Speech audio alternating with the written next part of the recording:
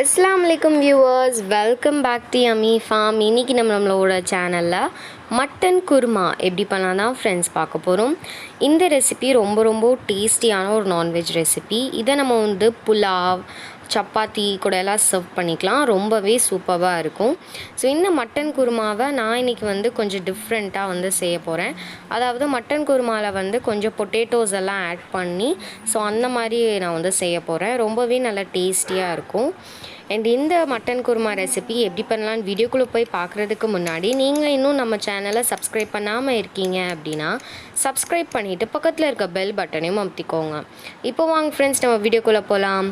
இந்த ரெசிபி பண்ணுறதுக்கு நான் முதல்ல மட்டன் வந்து 1 கிலோ அளவுக்கு மட்டன் வந்து எடுத்திருக்கேன். அதை நல்லா வாஷ் பண்ணி கழுவி எடுத்து வச்சுக்கோங்க. அடுத்ததான் இந்த குருமாவில் சேர்க்கக்கூடிய ஒரு பேஸ்ட் நான் வந்து ரெடி பண்ணிக்க போகிறேன். அதாவது அந்த பேஸ்ட்டுக்கு வந்து முதல்ல நான் வந்து ஒரு பேனில் வந்து 2 கைப்பிடி அளவுக்கு சின்ன வெங்காயத்தை வந்து ஆட் பண்ணிக்கோங்க. சின்ன வெங்காயம் ஆட் பண்ணிவிட்டு இது கூடவே நம்ம வந்து ஒரு 2 டீஸ்பூன் அளவுக்கு எண்ணெய்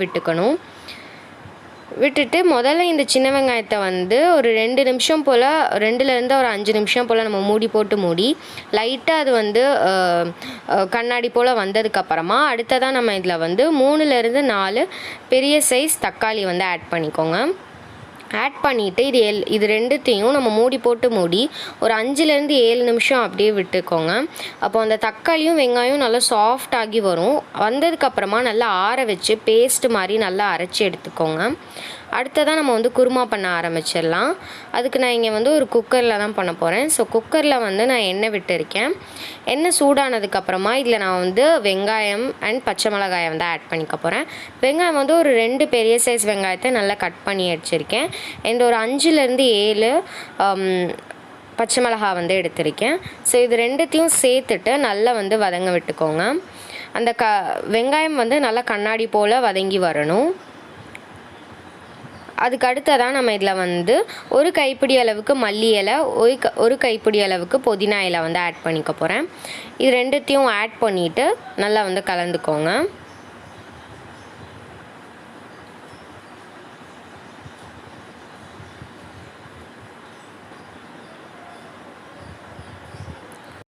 இப்போ பார்த்திங்கன்னா இது நல்லா வதங்கி வந்ததுக்கப்புறமா நான் இதில் வந்து ஒரு 3லேருந்து 4 டீஸ்பூன் அளவுக்கு நான் வந்து இஞ்சி பூண்டு விழுது வந்து சேர்த்து எடுத்துக்க போகிறேன். இஞ்சி பூண்டு விழுது சேர்த்ததுக்கப்புறமா நம்ம மசாலாஸ் எல்லாம் சேர்ப்போம் இல்லையா, ஸோ அப்போ வந்து அடி பிடிக்காமல் பார்த்துக்கோங்க, கலந்து விட்டுட்டே இருக்கணும். இஞ்சி பூண்டு விழுது சேர்த்துட்டு அதோட பச்சை வாசனை போனதுக்கப்புறமா நம்ம மற்ற பொருட்கள் எல்லாம் சேர்க்கலாம். நல்லா வதங்கணும். அதே போல் அப்பப்போ கைவிடாமல் கலந்துட்டுருங்க, இல்லைனா அடி பிடிச்சிரும். இப்போ நம்ம இதில் வந்து மசாலாஸ் எல்லாம் சேர்க்கலாம். நான் முதல்ல வந்து பட்டை, கிராம்பு, ஏலக்காவோட பொடி வந்து சேர்த்துக்க போகிறேன். நான் ஆல்ரெடியே நிறைய நான்வெஜ் ரெசிபீஸ்க்கு வந்து சொல்லியிருந்தேன். முஸ்லிம்ஸ் நாங்கள் எப்போவுமே வந்து எந்த ஒரு நான்வெஜ் ரெசிபி பண்ணாலுமே நாங்கள் இந்த பட்டை, கிராம்பு, ஏலக்காயை வந்து பவுடர் பண்ணி ஸ்டோர் பண்ணி வச்சுக்கோங்க. அதை நம்ம வந்து எந்த ஒரு நான்வெஜ் ரெசிபி பண்ணும்போதும் நீங்கள் ஆட் பண்ணிக்கிட்டால் கூட அந்த மணமும் டேஸ்ட்டும் ரொம்பவே நல்லாயிருக்கும், டிஃப்ரெண்ட்டாக இருக்கும், அதே போல் நல்லா டேஸ்ட்டாக இருக்கும். ஸோ அதனால் ஒரு டீஸ்பூன் அளவுக்கு இந்த பட்டை, கிராம்பு, ஏலக்காவோட பொடியை வந்து சேர்த்துக்க போகிறேன். அடுத்ததாக இதில் நான் வந்து ஒரு 2 டேபிள் ஸ்பூன் அளவுக்கு மிளகாய் தூள் வந்து சேர்த்துக்கோங்க. சேர்த்துட்டு நல்லா கலந்துடலாம். அந்த மசாலா நல்லா எல்லா பக்கத்துலேயும் நல்லா கம்பைன் ஆகிற மாதிரி. அதுக்கப்புறமா நான் இதில் வந்து 4 டீஸ்பூன் அளவுக்கு தனியாத்தூள் வந்து சேர்த்துக்கலாம். சேர்த்துட்டு நல்லா வந்து கலந்துக்கோங்க. அதே போல் அடிப்பிடிக்காமல் பார்த்துக்கோங்க. இந்த மசாலாஸ் நல்லா கம்பைன் ஆனதுக்கப்புறமா உங்களுக்கு வந்து அடிப்பிடிக்கிற மாதிரி இருந்துச்சு அப்படின்னா நீங்கள் கொஞ்சமாக வந்து தண்ணி சேர்த்துக்கலாம். ஏன்னா அப்போ தான் வந்து அடிப்பிடிக்காமல் இருக்கும். அதே போல் மசாலாஸும் நல்லா வந்து ஈவனாக வந்து கம்பைன் ஆகும். நான் சும்மா ஒரு 1/4 கிளாஸ் அளவுக்கு தண்ணி வந்து சேர்த்து நல்லா கலந்து எடுத்துக்க போகிறேன். அப்போ அந்த மசாலாஸ் வந்து ஈவனாக இருக்கும், அதுக்காக தான். இப்போ இதெல்லாம் சேர்த்துட்டு நம்ம ஒரு 5 நிமிஷம் போல் நம்ம இதை மூடி அந்த மசாலா நல்லா வந்து பச்சை வாசனை போகிற அளவுக்கு நல்லா அது வந்து வதங்கட்டும். இப்போ அந்த மசாலா நல்லா ரெடியானதுக்கப்புறமா நம்ம இதில் வந்து நம்ம கழுவி வச்சுருக்கோம் இல்லையா மட்டன், ஸோ அதையும் நம்ம இதில் வந்து சேர்த்துடலாம்.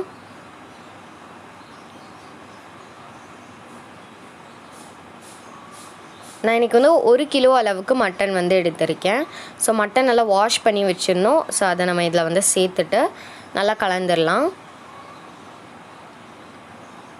அது கூடவே நான் வந்து தேவையான அளவு உப்பு வந்து சேர்த்துக்க போகிறேன். நான் இன்றைக்கி கல் உப்பு தான் யூஸ் பண்ணுறேன். தேவையான அளவு உப்பு சேர்த்துட்டு நல்லா கலந்துக்கோங்க. அந்த எல்லா மட்டன்லேயும் மசாலா ஈவனாக இருக்கிற மாதிரி நல்லா கலந்துக்கோங்க. அதுக்கப்புறமா இங்கே பார்த்தீங்க அப்படின்னா நம்ம வெங்காயம் தக்காளியை ஒரு பேஸ்ட்டாக அரைச்சி வச்சிடணும் இல்லையா ஸ்டார்டிங்கில். ஸோ அந்த பேஸ்ட் நல்லா வந்து ரெடி ஆயாச்சு. இது வந்து ஒரு 2 நிமிஷம் போல் அந்த மசாலா எல்லாமே இந்த மட்டனில் நல்லா வந்து வெந்ததுக்கப்புறமா நம்ம இதில் வந்து அந்த வெங்காயம் தக்காளியோட பேஸ்ட் வந்து சேர்த்துக்கலாம். இப்போ பார்த்திங்கன்னா இது ஒரு கொதி வந்திருக்கு. இப்போ நம்ம இதில் வந்து நம்ம அரைச்சி வச்சிடணும் இல்லையா வெங்காயம் தக்காளியோட பேஸ்ட் வந்து சேர்த்துக்கலாம். சேர்த்துட்டு நல்லா கலந்துக்கோங்க. நல்லா கலந்ததுக்கப்புறமா இது ஒரு கொதி வந்ததுக்கப்புறமா நம்ம இதில் கொஞ்சமாக தண்ணி சேர்த்து இதை வந்து வேக விட்டுடலாம். இப்போ பார்த்திங்கன்னா ஒரு கொதி வந்துருச்சு. இந்த மாதிரி லைட்டாக கொதி வந்ததுக்கப்புறமா நம்ம இதில் வந்து சும்மா 1 கிளாஸ் அளவுக்கு தண்ணி நான் வந்து சேர்த்துக்க போகிறேன். அந்த குருமா கன்சிஸ்டன்சிக்காக ஜஸ்ட் 1 கிளாஸ் தண்ணி வந்து சேர்த்துட்டு நல்லா கலந்துட்டு நம்ம இதை வந்து குக்கர் மூடி போட்டு மூடி நம்ம இதை வந்து வேக விட்டுடலாம். இப்போ நான் வந்து குக்கர் மூடி போட்டு மூடி ஒரு 3 விசில் போல் நான் இதை வந்து வேக வச்சு எடுத்துக்க போகிறேன். இப்போ பார்த்திங்கன்னா குருமா வந்து நல்லா வந்து வெந்து வந்திருக்கு. நான் இதை வந்து இன்னொரு பெரிய ஒரு பாத்திரத்துக்கு வந்து மாற்றிக்க போகிறேன். மாற்றிட்டு நான் இதில் வந்து பொட்டேட்டோ வந்து சேர்த்துக்க போகிறேன். பொட்டேட்டோ வந்து இந்த மாதிரி கட் பண்ணி சேர்த்துக்கோங்க. உங்களுக்கு வந்து இந்த மாதிரி பொட்டேட்டோவெல்லாம் போட விருப்பம் இல்லை அப்படின்னா நீங்கள் வந்து ஜஸ்ட்டு நீங்கள் வந்து அப்படியே வந்து குக்கர்லேருந்து ரிமூவ் பண்ணிவிட்டு அப்படியே கூட நீங்கள் வந்து சர்வ் பண்ணிக்கலாம். நான் இன்றைக்கி வந்து பொட்டேட்டோஸ் எல்லாம் சேர்த்து ஆட் பண்ணி சமைக்க போகிறதுனால நான் இதை வந்து இன்னொரு பாத்திரத்துக்கு வந்து மாற்றிட்டு கொஞ்சமாக நான் வந்து உருளைக்கிழங்கு இந்த மாதிரி கட் பண்ணி சேர்த்துட்டு நல்லா நான் வந்து ஒரு 5 நிமிஷம் போல் அது நல்லா அந்த உருளைக்கிழங்கு நல்லா வந்து வேகிற வரைக்கும் நான் இதை வச்சு எடுத்துக்க போகிறேன். இப்போது கடைசியாக நம்ம இதில் வந்து தேங்காய் நான் வந்து அரைச்சி ஆட் பண்ணிக்க போகிறேன். நான் வந்து ஒரு தேங்காய் எடுத்திருக்கேன். ஒரு தேங்காயை வந்து குட்டி குட்டியாக கட் பண்ணி மிக்ஸி ஜாரில் போட்டு நல்லா நான் வந்து அரைச்சி பேஸ்ட் மாதிரி நான் வந்து சேர்த்துட்டேன். சேர்த்ததுக்கப்புறமா கொஞ்சமாக அந்த ஜாரை கழுவி தண்ணியும் சேர்த்துட்டு நான் இதுலேயே வந்து லெமன் ஜூஸ் வந்து சேர்த்துக்க போகிறேன். ஒரு எலுமிச்சை பழத்தோட சாறு வந்து சேர்த்துட்டு நல்லா கலந்துக்கோங்க.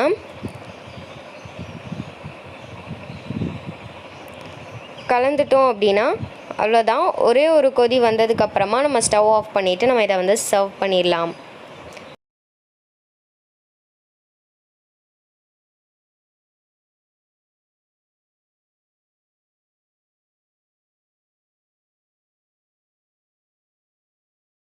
ஸோ அவ்வளோதான் ஃப்ரெண்ட்ஸ், உருளைக்கிழங்கு எல்லாமே நல்லா வெந்தாச்சு. இப்போ நம்ம இதை வந்து ஸ்டவ் ஆஃப் பண்ணிவிட்டு சர்வ் பண்ணிடலாம். ஸோ அவ்வளோதான் ஃப்ரெண்ட்ஸ், மட்டன் குருமா ரொம்பவே சிம்பிளாக நம்ம வந்து எப்படி பண்ணலான்னு சொல்லி இந்த வீடியோவில் நான் உங்களுக்கு வந்து காமிச்சேன். ஸோ கண்டிப்பாக இந்த ரெசிபி உங்கள் வீட்லேயும் ட்ரை பண்ணி பாருங்கள். எப்படி இருக்குன்னு சொல்லி கீழே கமெண்ட் பாக்ஸில் கமெண்ட் பண்ண மறந்துடாதீங்க.